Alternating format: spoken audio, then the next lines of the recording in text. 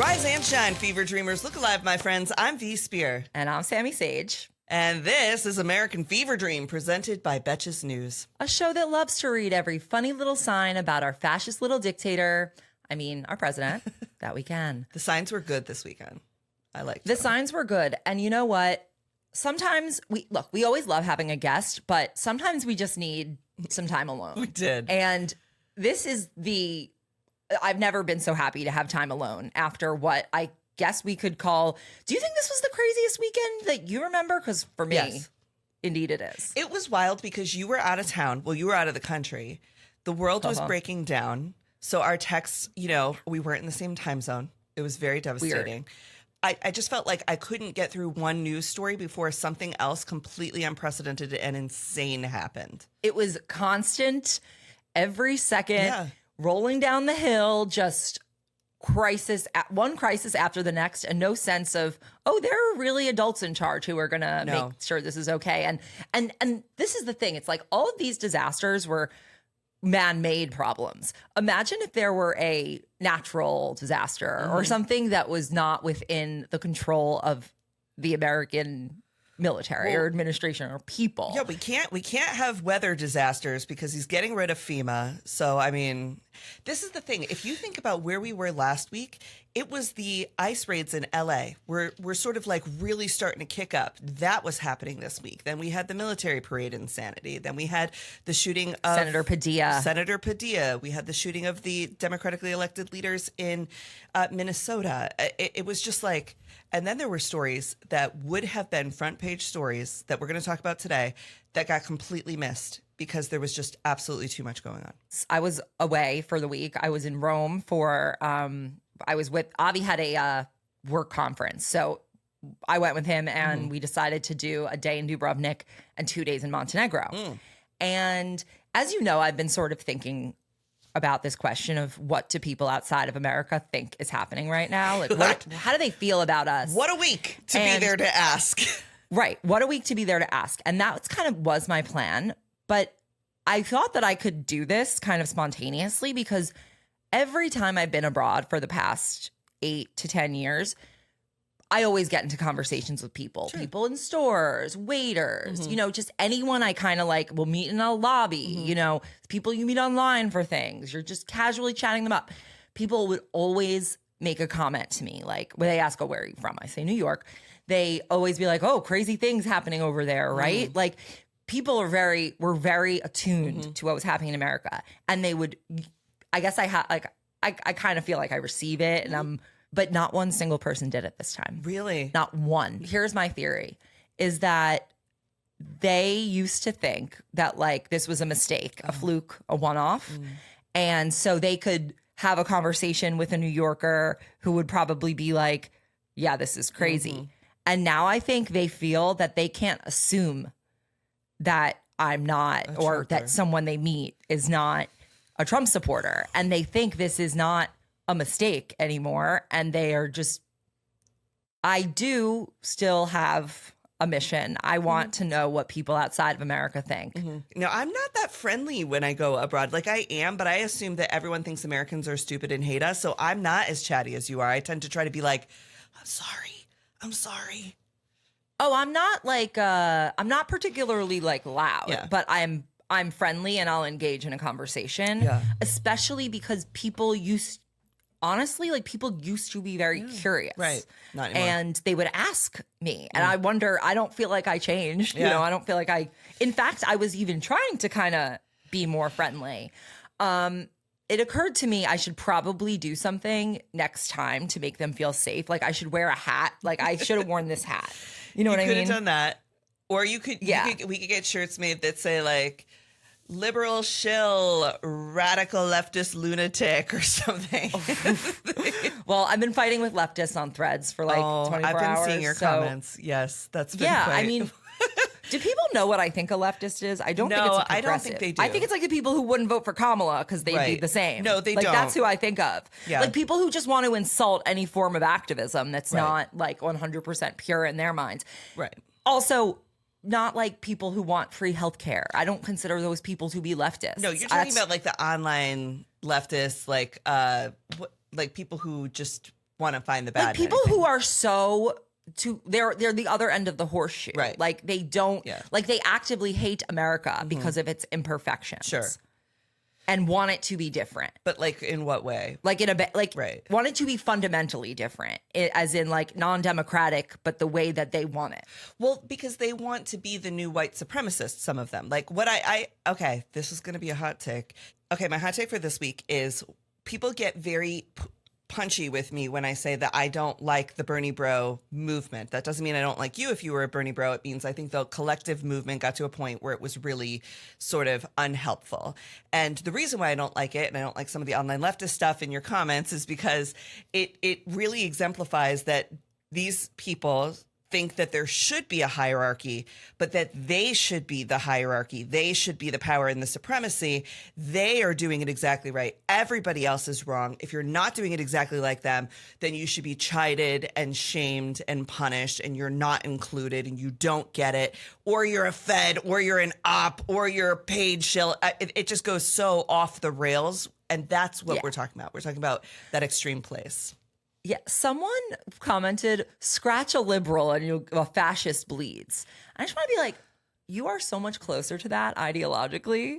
I'm so tired of it. Liberals. And also there is there's a difference between liberalism, meaning like the values that built America and Western civilization, free speech, freedom of the press, scientific facts, rule of law. And then there's, a spectrum within that of conservatism and more progressivism.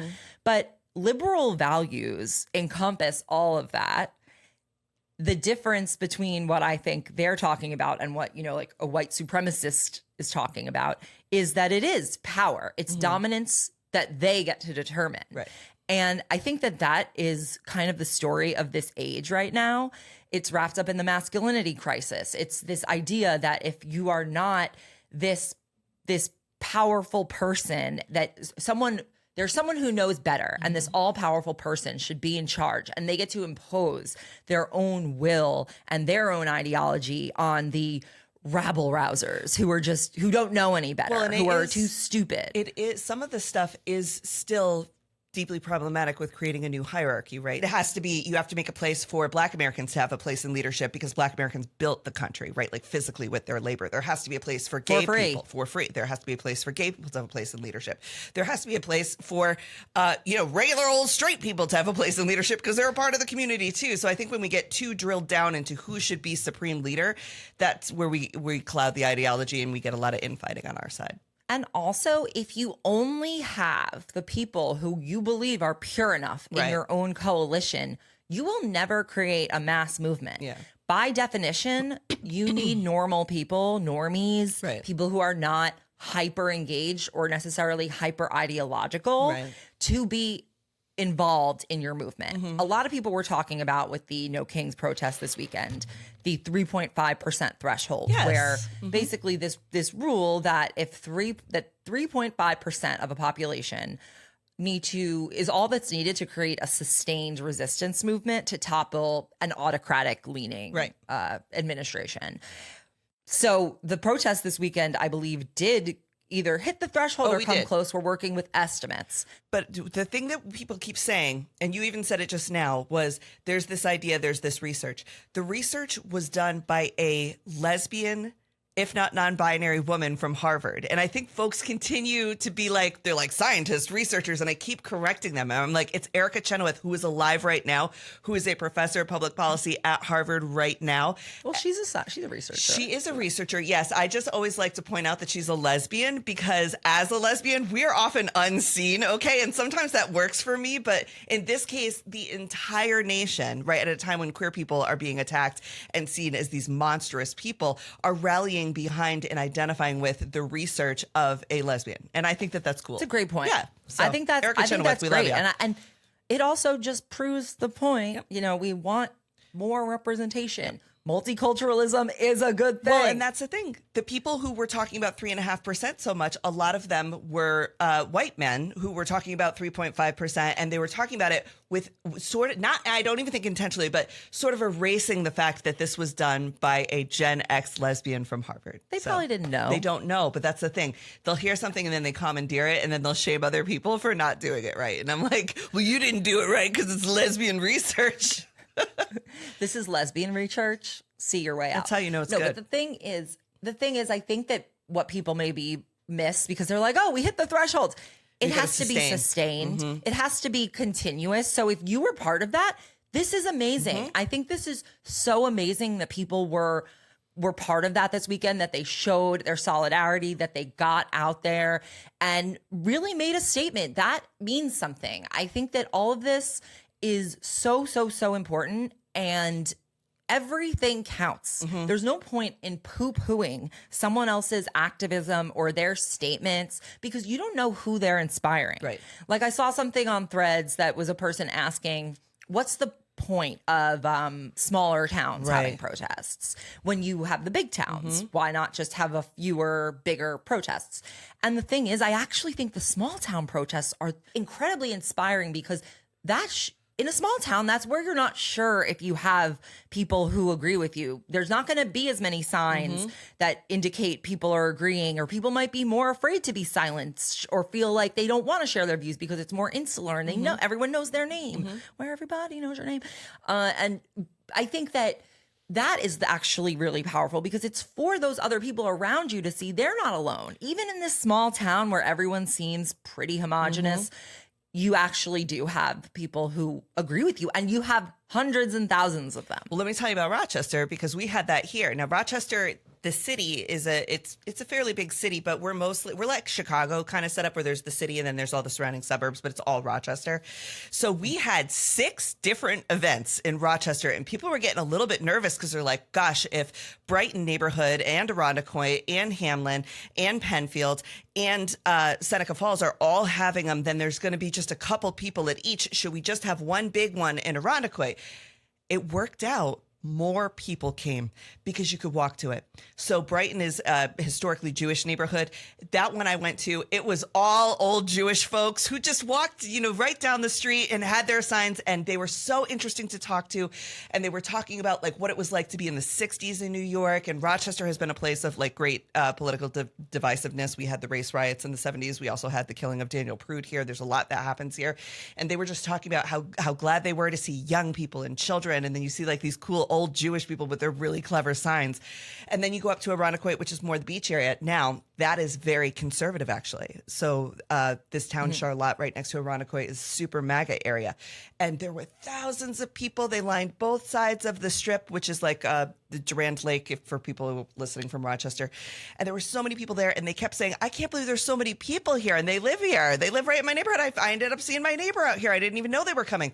I think those multiple small town protests were actually better than one big one, because if we had one big one in downtown Rochester, I'm going to tell you, the old Jewish ladies from Brighton weren't going to come. They don't have the physical strength to endure going downtown and being on a parade route with thousands and thousands of people, but they could go to their neighborhood. I have an analogy to make. So in Judaism, you give charity, aka tzedakah, and there's this, I guess, teaching that I once heard that if, let's say you have $1,000 that you could give, is it better to give $1,000 once, or is it better to give $1 1,000 times? And the lesson is that it's better to give $1 1,000 times because you're actually practicing the art of giving, or art, I don't know. You're practicing the act. I meant act. You're practicing the act of giving, and you're spreading it out more. Even if that one person who got $1,000 could maybe do a lot more with it, it's the fact that you're spreading it, even if it's smaller, it is making a bigger impact on the whole. I cried all weekend at these No Kings protests. I went to like 3 or 4 of them. I just walked up and down. I interviewed people, and I I got in the car and I was driving home and I was listening to Les Mis, of course. And I just cried this like relief, proud cry that I feel like I really needed. We talk a lot about how America needed a patriotic moment like what we had in 9/11 or World War II to try and bring the country together. And I think a lot of folks assumed that it would be a war that would bring people together. But in fact, it was this No King's Day. It was a patriotic moment. There were thousands of American flags everywhere alongside flags of the resistance, like the Free Palestine flag or the gay flag or all different types of ones. And it really mattered. The point of No King's protest was to get people top of the funnel, right? Just it was easy to attend. But now that you've done that one action, maybe you'll do another one. And that's what we're hopeful for. I felt so relieved watching this, seeing how powerful it was, especially in contrast to the event, the evening activity that night. Yeah.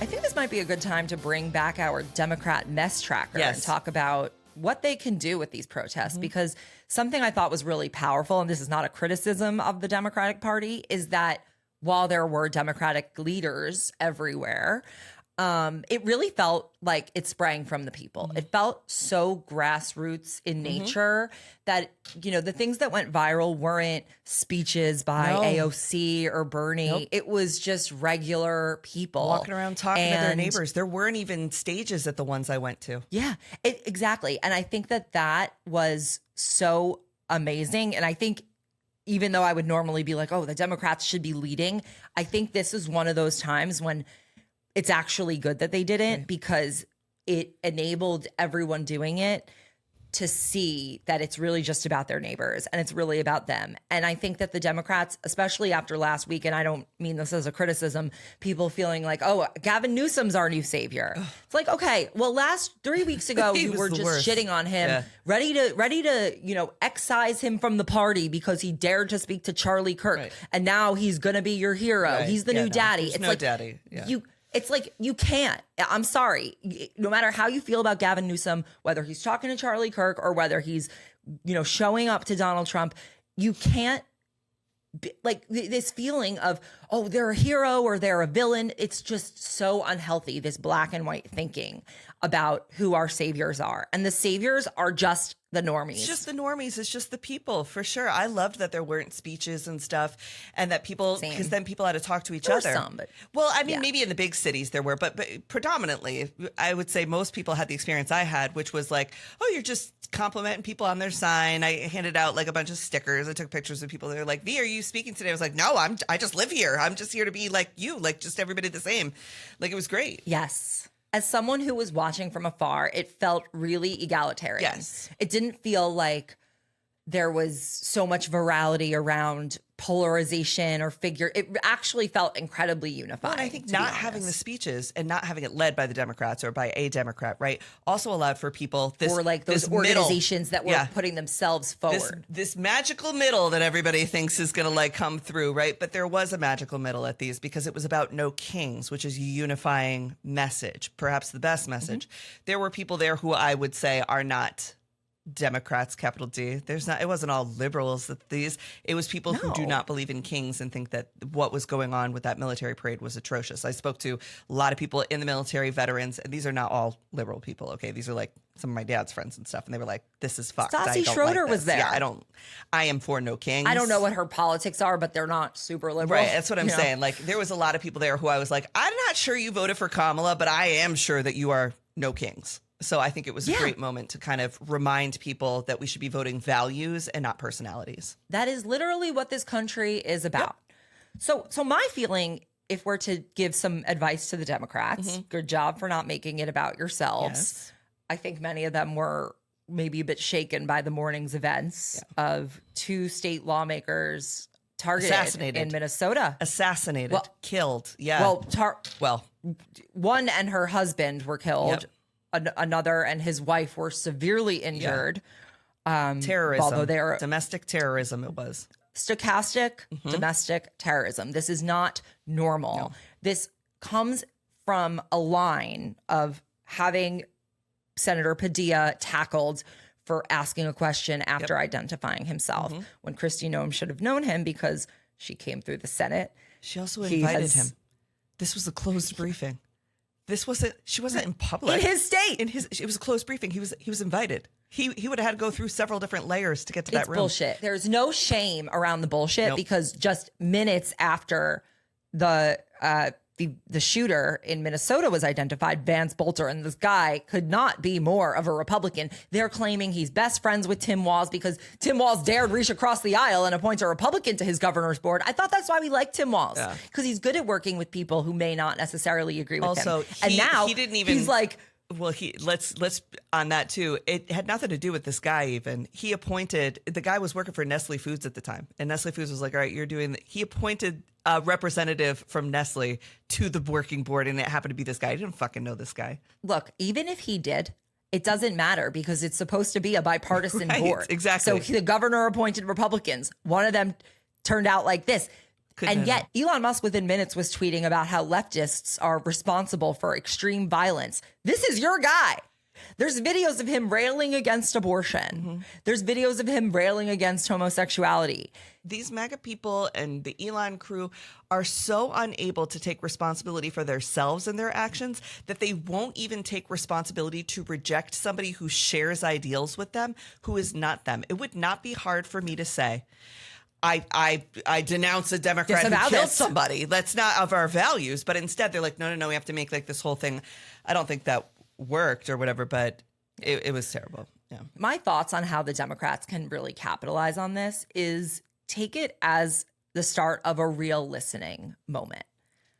I don't really see how they're not kind of at their ultimate rock bottom right now when you have all these surveys coming out and all these polls about how even as Trump is declining in favorability, the Democrats are not gaining that. It's not like a 1-to-1 ratio, even close. Right.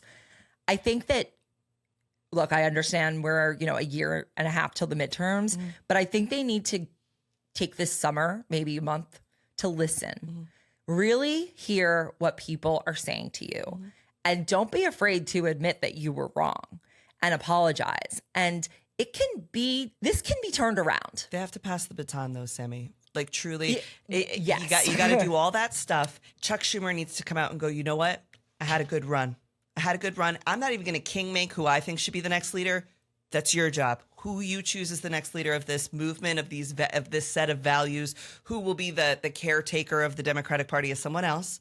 Thank you. Goodbye. It won't work without that. Totally. I mean, AOC gave a great, I don't remember where she was, but there were remarks that she had made where she was basically like, listen, no matter how much you talk to them, they're going to choose their old friends every time. And they will. We're seeing it with Cuomo right now. Yeah, they've proven that they will do that.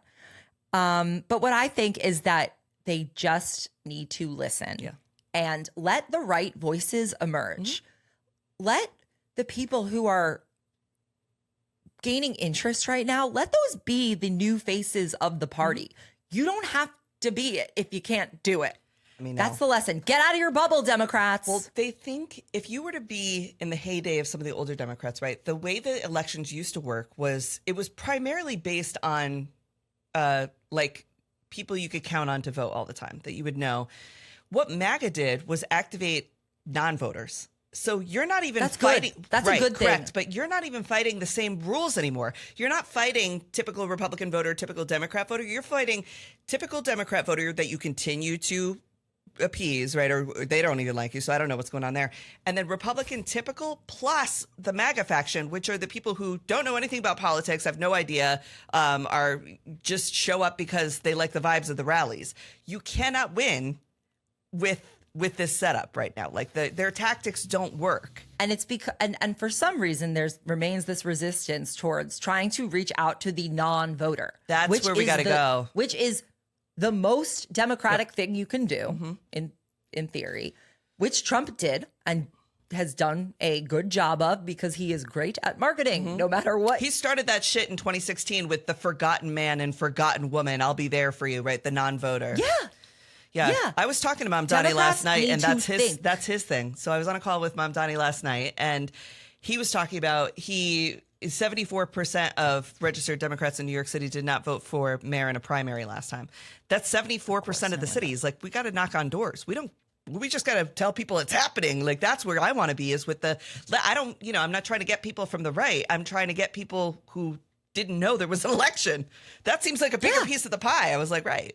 Either didn't know or feel like, what's who the point? cares? It's going to suck anyway. Or it's just a primary. I'll vote in November, but it's too late. So get out of your bubble and think about the non-voters. Yeah. That is our Democrat mess tracker for the week and our lessons from the No Kings Festival. Yeah. It's a festival now. It's not a protest. It's a festival. Here's the thing. I want to say I wasn't calling it the No Kings protest. I was calling it the No Kings demonstrations and gatherings, because I thought that's more what it was. So if we look at it was, of course, a form of protest, but protests are all different types of things. Sometimes you show up and you're marching in the streets and you have a clear objective: stop the ICE raids, and you're throwing your body in front of ICE agents in Home Depot parking lots. Okay, that's one form of protest. This was more about community gathering, raising awareness and solidarity, right? So I was calling it demonstrations, gatherings. It is a form of protest, but I think it was different than the ICE raid protest, right? There was a different sort of vibe to it. And so I was like, maybe we got to come up with a different word for it. What about marches? Marches. Well, that was the thing. The Women's March, the Million Man March. And I felt like what happened with No Kings was very much the way I felt about the Women's March, which was like, we are showing up together to create this historic picture that will be undeniable as to where we stand and who we are and what we want.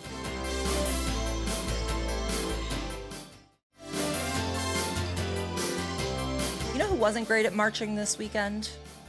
The members of the military parade. The parade, which I am only calling it the parade from now on. Look, it's the parade. Yep. What a pathetic show. Yeah.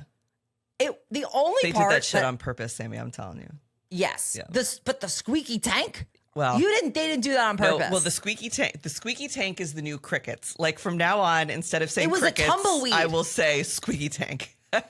Oh my gosh. I was like, I need an AI illustrator to put a tumbleweed across this, because I can't. Did you see? Now, we are capable of a ceremonial military parade. The problem is Pete Hegseth and Donald Trump don't know which battalions to engage, right? So they were just pulling up people and they were screening them for, are you fat? Are you a man? What do you look like? Now, how do you perform and what are you trained for?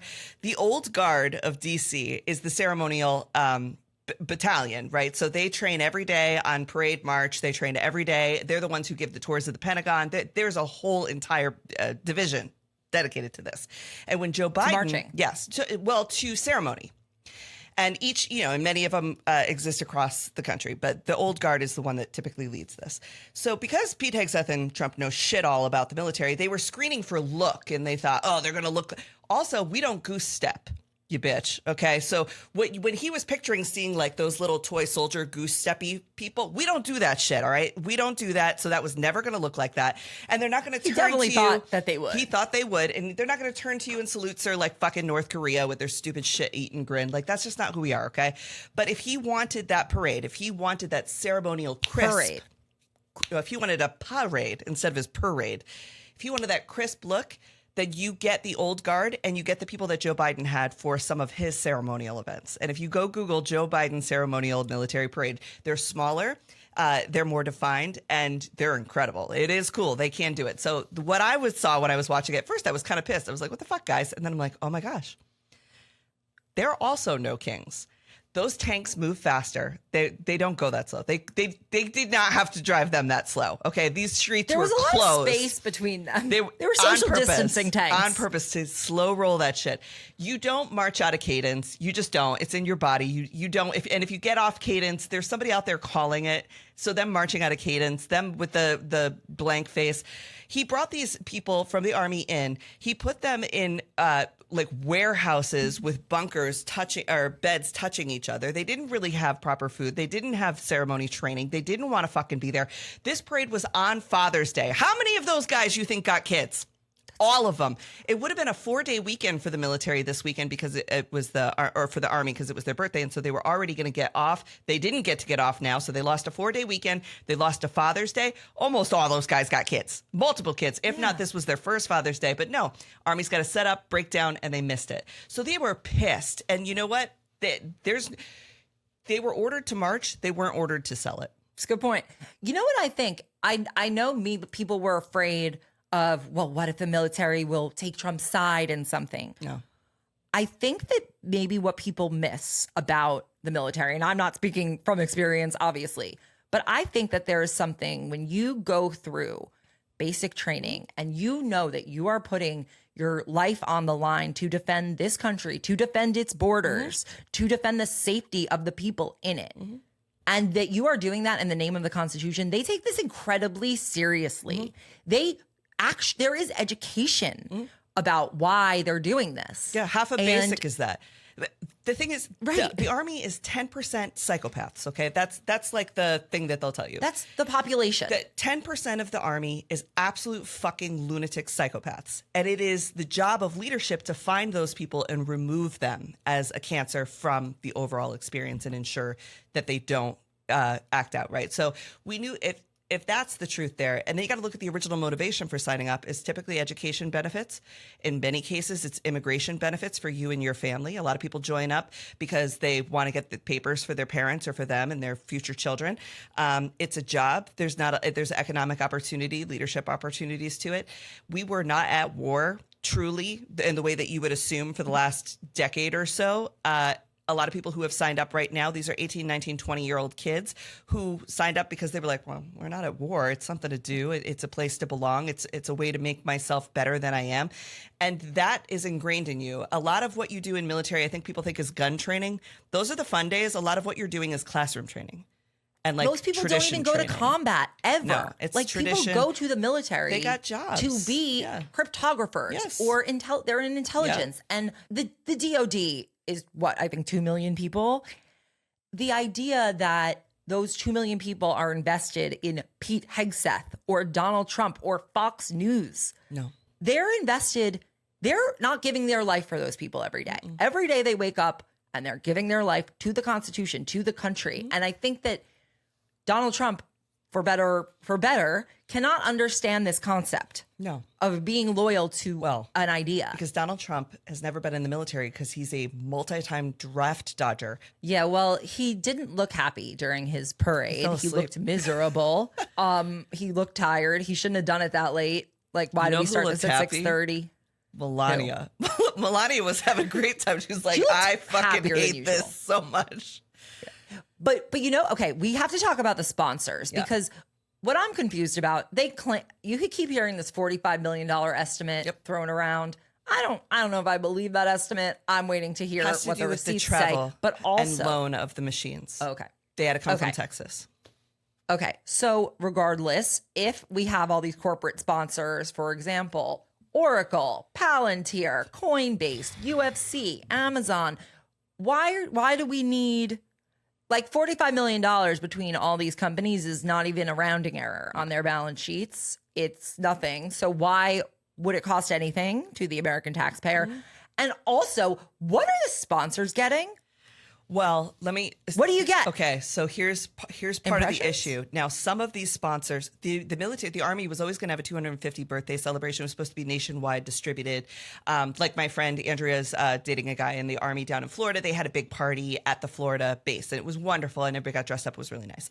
So when Coca-Cola came in to say we're going to sponsor, that came when it was like Coke's going to provide all the soft drinks, for all the different military bases to celebrate the military, right? But now Coke's the premier sponsor of the fucking parade because that's the way that it went. But they sponsored all the drinks for everybody, right? Which was like, okay, that happens all the time. That's no big deal. Palantir, though, Palantir being there, Oracle being there, those type people being there, they are all right now silently getting major increases in their defense spending. So Palantir, for example, just got $765 million, billion dollars. I got to look it up. It was a massive increase to how much money they got under Donald Trump for a lot of their AI tech and their stupid shit like that. Oracle, same thing. They are sponsoring so that they can get more DoD spending allocated to them. It's very icky. Not that I'm trying to put Coke off, but you know, I don't have a problem with Coca-Cola providing the soda for the kids at the army parades. Like, come on. Well, Palantir is providing the AI. The surveillance and AI. The surveillance. I know. There was an interesting story that really flew under the radar this weekend because there was so much else going on. Will you tell us about this? Because I'm even as someone who's quite up on the Palantir stuff, this is a bit confusing to me. Yes. So tell us about it. Okay. So I never thought that my connections in history with the DoD and the military would be so important as they have been since I started doing this podcast. Who would have thought they would be important? Who would have thought that this? The DoD? Well, so, and I also have I had a little dream, right? That there are these roles that you can get commissioned into as a civilian to be an expert, and it requires 4 years of service, right? But it's it's like officer stuff. So I could have gone as a public affairs officer and enlisted to the Navy or been commissioned into the Navy to help them with digital strategy. If you're listening, it's not too late. So I've done a bunch of stuff with them as a civilian. And when I saw this story, I was like, no one's going to know what this is. And so much was going on this weekend that it got completely missed, but it is extremely scary to me. So let me tell you what happened. Executives from high-tech firms, Meta, OpenAI, and Palantir joined the Army Reserve at the rank of lieutenant colonel, and they are serving in this battalion, which is being called Detachment 201. It is a new executive innovation corps, okay? This is, if you look at the pictures, let's pull up a picture. This is a real deal. You are wearing fatigues. The PayPal Mafia? Yes. This is a real deal. You are wearing fatigues and going on military bases and having access to a battalion job, okay? This is not like what I wanted, which was sort of you're a helper, but you're not a commissioned officer, okay? So as an executive, you do this? Well, this is sort of unprecedented because typically you have to be under 42 to do any of this stuff. It's just sometimes they'll commission a doctor because he's a specialist surgeon and they need that, right? They need somebody to lead the medical battalion. So but to do this with these guys is sort of unprecedented. So Meta's chief technology officer, Andrew Bosworth, was one of them. OpenAI's chief product officer, Kevin Wheel, Palantir's CTO, Shyam Sankar, and Bob McGrew, who was an advisor at Thinking Machines Lab, which was previously OpenAI's chief research officer, all lined up in fatigues and were commissioned into the active duty army by Donald Trump and the leadership. Now, what is concerning about this is we are now not just having civilian attaché work, we are putting civilian tech leaders from these deeply problematic, overly surveying of the American people companies directly into the military. They will have access to all of the public records, all of the health records, all of the technology. They are getting billions of dollars to increase the spending on how we're going to, survey American citizens, how we're going to use AI to target foreign enemies, how we are going to man jammers, how are we going to train soldiers on the use of AI. They say to target foreign enemies and subjects who might be in dissent of the United States American values.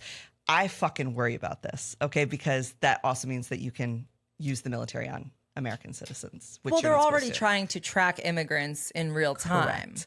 So there's two projects within this, right? Meta provides XR equipment to the military, and that's used to train soldiers. Now, that's actually kind of cool. You put on the VR goggles, and it submits you into a combat zone without having to be in a combat zone. It's not perfect, but it's good. It also, you could do flight simulators and things like that. It's great for training. OpenAI, though, has ChatGPT, which I think is already doing too much in the military. It does everything from Tulsi Gabbard putting in potentially classified documents and having ChatGPT scan them to see if they are classified, to writing a health policy with fake sources cited, to maybe now providing... The same ChatGPT that is suggesting that people take their own lives, by the way. Yes. That people are forming relationships with. Yes. That is telling them to go do drugs. So this is the same thing that our military is using to conduct business. And now potentially writing military strategy plans, right? So Donald Trump doesn't have actual experts. He has Pete Hegseth. And so Pete Hegseth is going, I want to get rid of 3,000 immigrants a year. I don't know. I want to take control of the Iranian uranium fields. What would I do, ChatGPT? And it's, I guess, going to spit something out to him, right? Yeah. The spooky ookiest of all of them, though, is Palantir, which owns this thing you've never heard of, I promise you. It's called Project Maven. Look it up. It uses AI-enabled technologies to autonomously detect, tag, and track objects or humans of interest from still images and videos captured by surveillance aircraft, drones, satellites, and other means. Now, they say that we are only using this in enemy territories. Well, the United States is not at war, baby. And who is he calling the enemies? Immigrants, the left, Democrats. The invasion. The invasion. So this Project Maven, everyone needs to Google it, start making content about it, looking it up, exposing it. Also, this is probably my last podcast episode, right? Why do I know so much? That scares me because that guy, the CTO of Palantir, is now inside our military as a lieutenant colonel. He has a battalion in control. They also do this stupid fucking project called Titan. Have we learned nothing? Why would you name anything the Titan? It's going to go bad. Well, and these, it's funny you say that because the one sort of negative about this weekend in the parade was that as much as we're laughing at it, China's seeing this. Russia's seeing correct. this. We looked very They're seeing weak. Squeaky Tank going down the way. We also And- have the Titan, the Tactical Intelligence Targeting Access Node. They just like when things sound like a word. But it's a You know, the Palantir, Genius Act? Yeah, it's a Palantir jammer and surveillance truck that essentially looks like it just looks like a army transport vehicle. It looks like, you know, when you sometimes see army people An like ugly just Cybertruck. driving like a big Humvee type thing. It looks like that mixed with like a box truck. And so it wouldn't be something that if it showed up in your neighborhood, you'd be like, oh, the military must be here doing whatever. But this is the surveillance and jammer. So they can jam Starlink if they want. They could jam internet if they want. And they just got a huge contract to make even more of them. And that freaks me out too. These are my genuine concerns. And if you like learning about this stuff and you want to learn more, you can check out my friends at defensescoop.com. They are really good, and they are also anonymous, which I think is helpful because people don't want you to report about the military.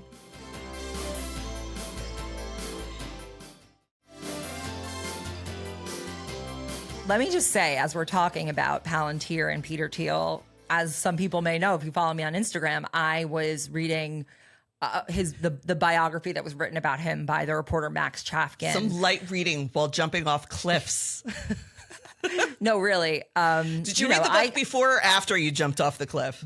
That was mid. Okay. I was. Oh no! I finished it. I was in the middle of it. And you were like, during I'm jumping off this cliff. I can't. No, it wasn't as high as it looks. It looked dangerous. Honestly, I was scared. It was like it was not as scary. The one Avi went off of that was like double my height. That was way Avi's fucking too much. scarier. But that's too far. It was like 2 to 3 seconds in the air. Okay. But okay, so this book, I am gonna put like excerpts on my Instagram and possibly Substack because I do want to share more information about this.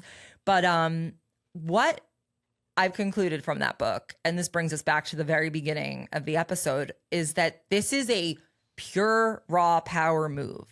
All Peter Thiel and his people around him, it's not just him, it's culture around him, but he really is emblematic of it.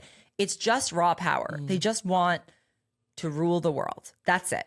It's this feeling that they are the only ones who are qualified to do it. Everyone else is stupid. Everyone else is just a dumb part of the masses. And he says democracy does not work and that there should be, this is like the Curvis Yarvin shit. There should be a CEO king who runs everything and CEOs is have responsible done so well. for that. That's the thing. God. It's like businesses. How many businesses are there that have lasted as long as this country? Right. Not many. Right. These people, I've never seen such an aggrieved group of people who have so few reasons to be aggrieved. It's like their real issue is that people don't like them. The tech and bros. don't agree with them. Yeah. The tech bros. They have these ideas that they should be Special in charge boys. of everything and they're special boys, and and when people don't like that, they get very upset and offended, and then they double down. And we've been watching this since the late 90s. These people have been trying to run a currency, like a surveillance currency system off that is separate from the United States system since the late 90s. That's always been what inspires them. Elon, Peter Thiel, All of them. lots of these guys, people whose names you wouldn't necessarily know as well, but they've always been kind of like number 2, number 3. And now they're the ones who are making it into the administration, who have lots of power. And that's really what we're watching. I finished the book. We're in Montenegro. Avi was reading the book after me. He then takes it and is, he likes it. We're very relaxed, obviously. No, we are. And at one point he was in the like men's locker room, and he had the book with him. And some guy who he says was gay and he says was hitting on him. Okay, first of all, the audience needs to know Sammy's husband is extremely attractive. He's is very fit, and he's a little hottie. He's a fit man. Yeah, he's a hot man. man. You guys are a cute little couple. Oh, thank you. And so the guy asks him like, "Oh, why are you reading that book?" And Avi's like, "I'm like, you better fucking not said anything." Like, because my wife has a show where we talk shit about him all the time. Yeah, totally. Go look at her Instagram. Yeah. I mean, anyone could figure it out, but he was like, I'm it's interesting. He's an important guy. It's interesting, which true. Yeah. Same. And this guy who was there at the hotel for a wedding, which was like a bunch of like gays from New York City and San Francisco, at this hotel. And he's like, "Oh yeah, a bunch of people, I know him. Like a bunch of people here at the wedding know him." I'm like, God, are you kidding me? Avi, I'm like, you need to go undercover. You got to be gay for the night, Avi. We need you in there. Apparently he doesn't like get to finish that conversation because I had like whatever I arrived or something. He doesn't finish that, but whatever. He runs into the guy. This is the second time he ran into that guy, actually. So whatever. He runs into the guy again. He later. has the Palantir surveillance. He knew where Avi was going to be. Yeah, no, he's like hanging out. Check. Avi's very friendly. He makes friends all the time. Every time we go on vacation, we get new friends. None of them, they used to want to talk about America, but not anymore, I guess. So he sees him again, maybe like a day later. And I think they get back into a conversation. And the guy tells him that he had set up Peter Thiel and that boyfriend who was who got pushed out the window in Miami. That one. And he said, he was like, that guy was really like messed up. He had a lot of issues, but he said that he introduced them. Oh my God. I know. Did Avi get his who number? knows? Can I we don't have him know on who the this show? person was. I don't know what he looks like. I don't know his name. Wow. I don't know anything about him. That's but girl that's bossing what he told close to Avi. the sun. Yeah. Woof. I mean, I wasn't even there. Yeah. It's husband bossing close to the sun. We gotta use Avi more. We need to use him as bait so much more often. He's great bait. Because he will talk to anyone. Yeah. And he's very good at like remaining generally neutral because he kind of is very neutral as, he's not, he really isn't trying to hurt anyone, truly. But that was very fascinating. Crazy. And I was like, I'm just gonna look, I'm reading a book. I think it's underrated how embedded this man is in both Republican and Democratic circles because you learn from the book is that him supporting Trump was just about a bet. He just thought this is a better bet for me. Right. And I think he still thinks that. And I think that he's the kind of guy who is very pragmatic. Mm-hmm. I agree. I think he's a very sad, very lonely man, Peter Thiel. And I think that is borne out by the biography, which ended in 2021. So, obviously things have changed, but well, here we are. A very soul, he's a solitary guy. He is.